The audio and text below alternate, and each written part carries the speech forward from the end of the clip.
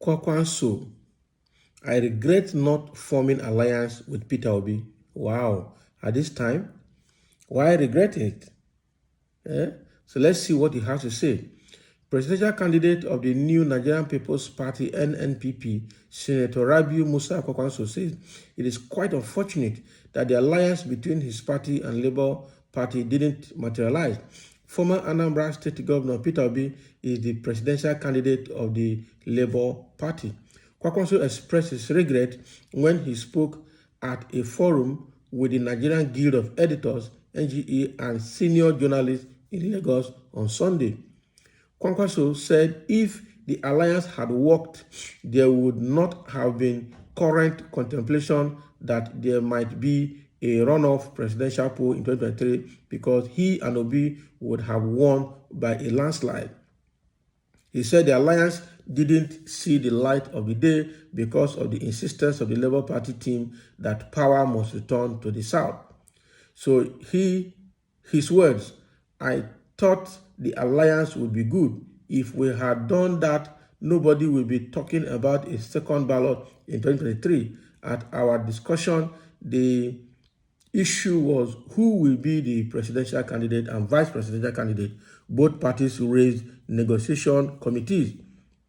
Our team was led by Buba Galadima. The committees looked at age, educational qualification, office held, and experience. At the end, the other committee did not want to go with this. They talked about power shifting to the South and the Southeast.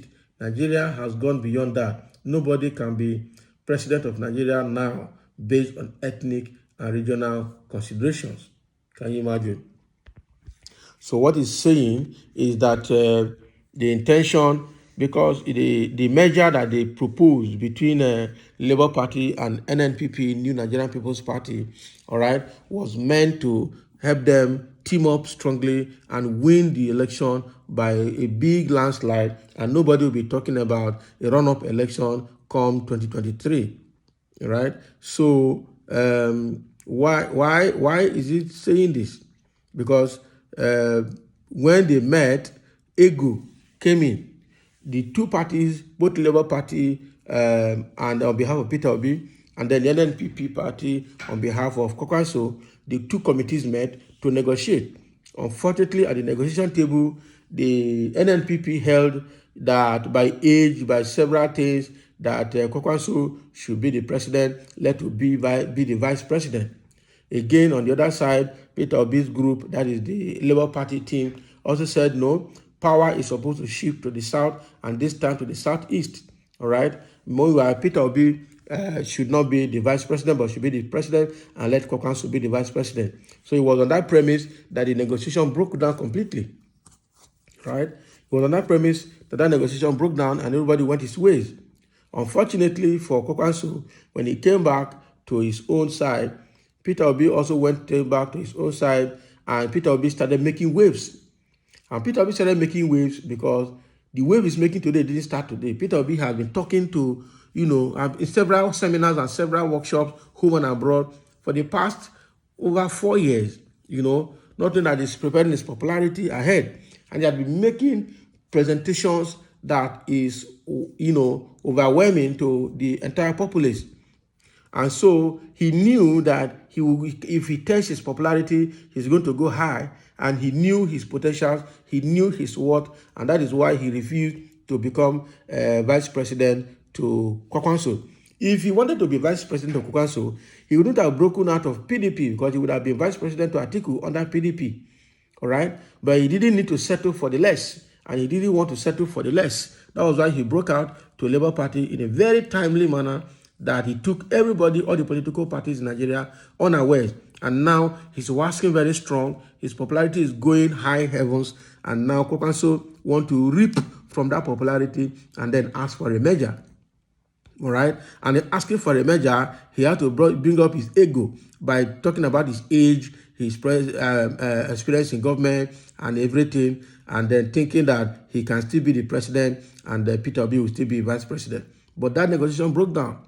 Like I said earlier, if Peter Obi wanted to settle for vice president, he wouldn't have broken out of PDP. He would have been vice president to Atiku, and it will remain like that. And probably they would have also been making waves by now, serious waves, because comparing Atiku to it would have been two-prong or two-horse run.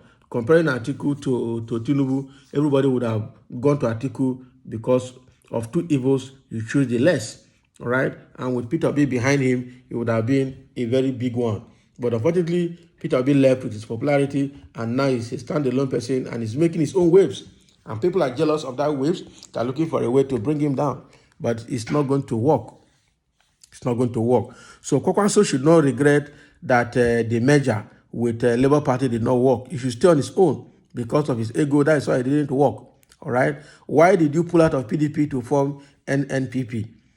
All right, just the same way that Peter Obi left PDP to join Labour Party, he left PDP and instead of joining another existing party, he created a new party, NNPP, and registered it and become the founder and the presidential flag bearer, meaning that everybody is dominated there. That is one. Secondly, yes, the move that power should shift to the south is non-negotiable because it's been stated in the constitution, PDP constitution. So why are they breaking it? Why did Peter Obi leave PDP?